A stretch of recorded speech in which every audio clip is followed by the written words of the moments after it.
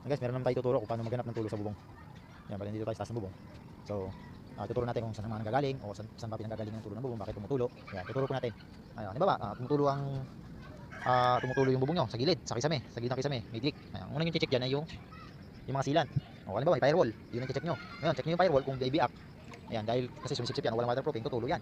So, ito, tsaka ang check nyo rin, baka ito ay walang tupi, yung loob niyan. Kasi kapag malakas ang ulan, papasok yan dyan, tutulo rin yan. At saka yung ganito, yan, tutulo rin yan. Yung mga ganyan duktong kasi yan, naisa ka yan, no? Ayan, tsaka wala pang mga sealant. Ayan, kaya tutulo rin yan.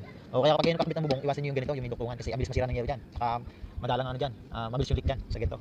Makakailan lang maglilik kasi nga, pag halos kung halimbawa wala sa klebe, o mababa yung klebe, yan, matik yan, tutulo yan. Kaya iwasan nyo yung mga ganito. Ari ko kinapusto kaya may duktong nakapiraso. Ayan. Tsaka ang i-check nyo rin, halimbawa tumutulo, yan, i-check nyo rin sa mga gitna, i-check nyo dyan yung dalawang kasi. Ay, itong pamakuan, yan, i-check nyo yan. Kung bingot, o kahit hindi bingot, tutulo na rin yan, tutulo pa rin yan. Kaya mas maganda, may sealant yung mga pamakuan, tutulo pa rin yan. At saka ito, ang matindi, itong ganito. Yan, tumutulo yan dyan, maahon dyan yung tubig. Mapapansin nyo pag sobrang lakas ng ulan. At halimbawa, yan, ganyan type ang bubong. Tapos wala sa ayos yung klebe, maaari siyang tumulo. Ito naman, hindi naman tutulo kasi nga hindi siya nakalapat. Ang talagang tumutulo dyan, kapag ito ay nakalapat dito, tapos nasisikan dumi. Yan, o kaya napinturahan, tapos hindi naman na umangat yung pintura, tumutulo yan. Kaya nagtataka sila, dati naman hindi. Bakit niya tumutulo na? Kasi dito nang gagaling yan minsan pag halimbawa nagpipintura o nasisikan dumi. Kapag sobrang lakas ng ulan, pumapasok sa gilid, tingin yung tubig nahaharang. Ngayon, ang nangyayari, maahon siya pag ganyan. Ayan, maahon yan. Hindi nyo hahanapin yan. Saka meron pa pinakamahirap, yun naman ay madalang sa mga gilid ng parlina.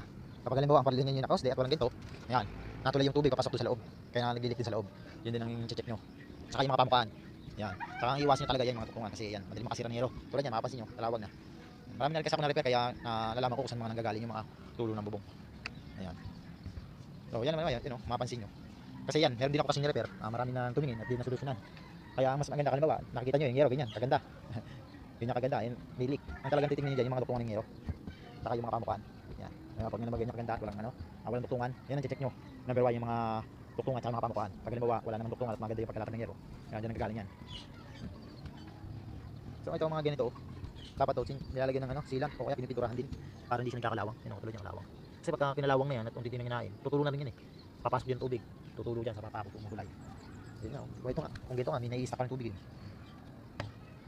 Pero kung yan ay nakaganon, nakalapat, matik tutulo yan. Kung halimbawa wala pang anti-leak tong lalim, tutulo yan. Ayan. Ayan. Ang mga gutter naman, check yung gutter. Baka yung mga na rin yung mga pinagsilanan, kaya natulog. Ayan. Then ito pa, halimbawa natulo rin dito, yan mga gilid, check nyo yung bulada ng yero dito sa gutter. Baka mamaya ang bulada ganyan lang ka ganyan lang ka mga uno, tutulo yan. Kasi yung tubig yan tumutulay papasok sa loob. Yan, may na-repair na lang ako ng ganyan. Yung insulation niya durug-durug na. Marami na lang ako na-repair na ganyan, yung tumutulo dito mismo nagagaling. Tumutulay siya sa loob. Yan kaya sila baka doon natulo. Yung gilid. Kaya yung iba yung mga patlina nila nabubulok. Ayan. Sana meron kayong natutunan kahit kaunti. Hindi kaunti yun, marami yun. Tulad yan, dapat yan, may mga step dapat yan. Nilagyan ng mga silan. Kaya sabihin natin hindi naman tutulog, kaya mas maganda pa rin kung silan. Ayan, sigurado lang din. Ayan, tulad yan. At tulad yan, pag kayo magre-ready talaga, kailangan talaga meron siyang silan para hindi siya natulog. Kasi pag nagbutas ka dyan, flat yan, papasok tubig yan, tutubo yan. Ayan. Ayan, nakakalawang na Ganito bubong, pinturahin na to. Mga ganito, piniturahan na dapat to. Para hindi na lumala yung kalawang.